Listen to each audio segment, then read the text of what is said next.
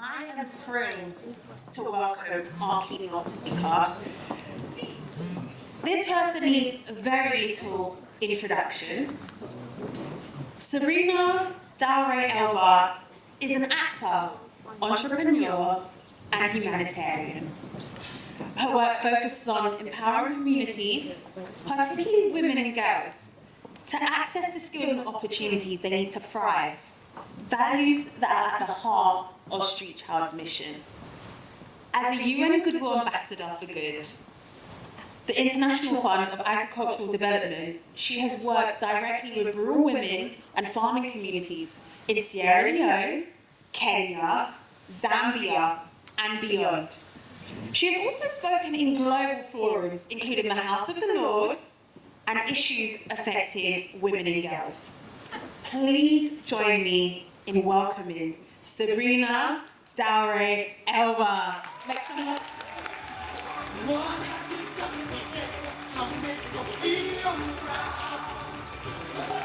It's never too late to try. What have you done today? And can we have another moment for her dress piece, because she looks absolutely stunning, right?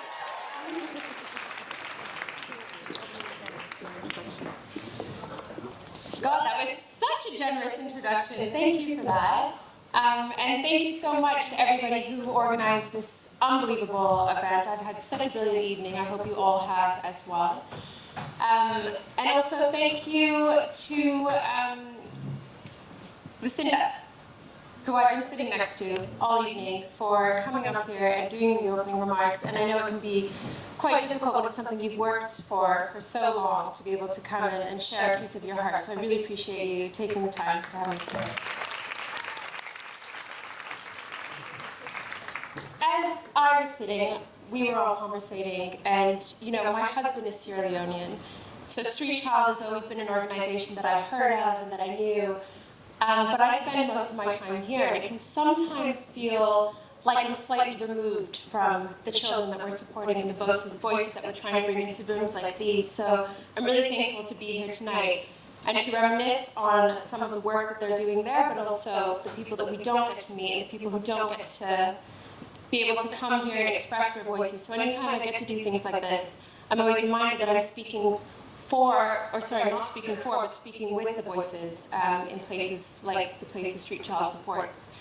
And I kept thinking about a child, and not a child that I've met or that we know. I don't know their name, I don't know their face, I don't know where they are at the moment, but I know that right now, tonight, while we're all in this room having this amazing dinner, they are at the edge of a conflict zone, or a floodplain, or a city perhaps that has simply decided that they do not matter.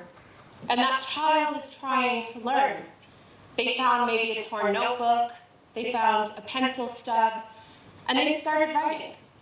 And they're writing not because anybody has asked them to, but because something in them, something really ancient, has reminded them that once you have knowledge, it is the one thing that cannot be taken away from you. And that child is the reason that we are all here this evening. Not the statistics, not the funding gap, although significant, not the impressive names on the guest list, not the red carpet or the lights. It's that child, the one who we will never meet, the one whose name will never trend, and the world has decided through its silence and through its indifference that it is not worth the investment. See, every generation is defined by who it chose to see. Tonight, let me remind you, we get to choose. I grew up shaped by Somali culture, a culture that holds its wisdom not in institutions, but in a people, and in the voice of a grandmother, and in the memory of a community, and in the oral tradition that is carried across generations. It is a heritage that the world has long underestimated. And yet it contains science, philosophy, years of accumulated intelligence about land, about survival, about what it means to build something that lasts. And that knowledge was always there. The question was simply whether the world had decided that the people who held it were worth listening to. That question has never left me. Who does the world decide is worth hearing? Whose grief becomes a headline? And whose becomes a statistic? These are the questions that Street Child gets up and answers every morning. In my work as a UN Goodwill Ambassador at EFAB, which you heard earlier, I have sat with families for whom poverty is not a policy issue. It is the arithmetic of survival. It's a dinner table conversation, a mother doing maths on whether this month's harvest covers the school fees and what she loses if it doesn't. And I have seen over and over again that when a family is forced to make that calculation, it is almost always the children who suffer. And when children pay the price, it is almost always daughters who pay that price first. Not because their parents love them less, but because a world built on inequality has spent centuries telling families that a girl's education is a luxury, that it is the thing you reach for when everything else is secure and the thing you sacrifice when it isn't. Street Child refuses that logic, completely, fundamentally, at its core. They understand that you cannot educate a child in isolation from the reality of their family, so they go further.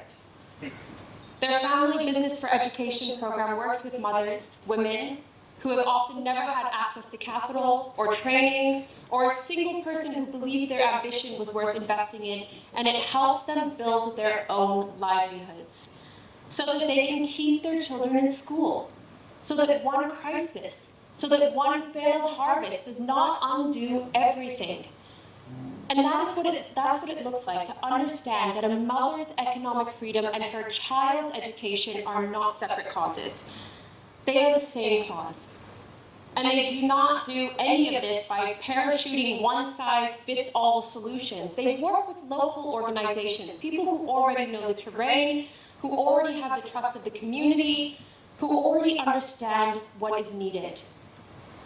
Because trust me, in my work, I have seen always, time and time again, that sustainable change is never imported. It grows from within. Since 2008, Street Child has helped 1.6 million children into education. 880,000 of those children are girls in a world that is telling them to stay home. That is not a charity. That is a reckoning. And you know, there's a Somali proverb that I come back to often. "Aqoon la'an wa iftiin la'an." The lack of knowledge is the lack of light. My mother grew up in rural Somalia. She was that child, literally studying by lamplight, and she didn't get the education that she deserved. The world didn't make it easy enough, or possible enough, or safe enough, but she made a decision. A quiet, ferocious, unconditional decision that her daughters would. Every opportunity I've ever had, every room I've ever walked into, every platform I have ever been given on behalf of the people whose voices the world was not ready to hear, that's my mother's investment. When one woman refuses to let the cycle continue, everything changes. And I think about every child Street Child reaches, writing by lamplight in a tent, learning their letters in a village rebuilding itself after disaster, watched over by a parent who is also making that same quiet but ferocious decision.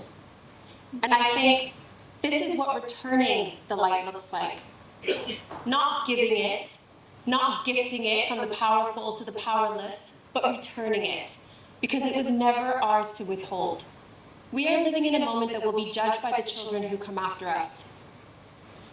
The historians will measure us not against our intentions, but against our actions. And the question they will ask is not whether we knew, because we know. It's whether when we had the chance to do something about it, we did. And for too long, we've been waiting for governments to act, waiting for those in the halls of power to finally do the right thing, waiting for permission from the people who have failed us again and again and will continue to fail us. But the power was never theirs to give. It's ours. It has always been ours. And tonight, Street Child has handed it directly to us. Every single person in this room has the capacity to change a child's life tonight. Not in some distant future, but now, right now, with a decision and with a commitment. Every pound you donate tonight will be matched, pound for pound. Your generosity will be doubled the moment you commit it. In a world of diminishing returns, that is an extraordinary thing. The chance to make your compassion count twice. The child I keep thinking about, the one with the notebook, the pencil stub, the defiant, magnificent belief in their own future, they're not waiting to be saved. They're waiting for the door to be open. Street Child holds that door. And tonight, so can you. So my only question is whether or not you will. Thank you.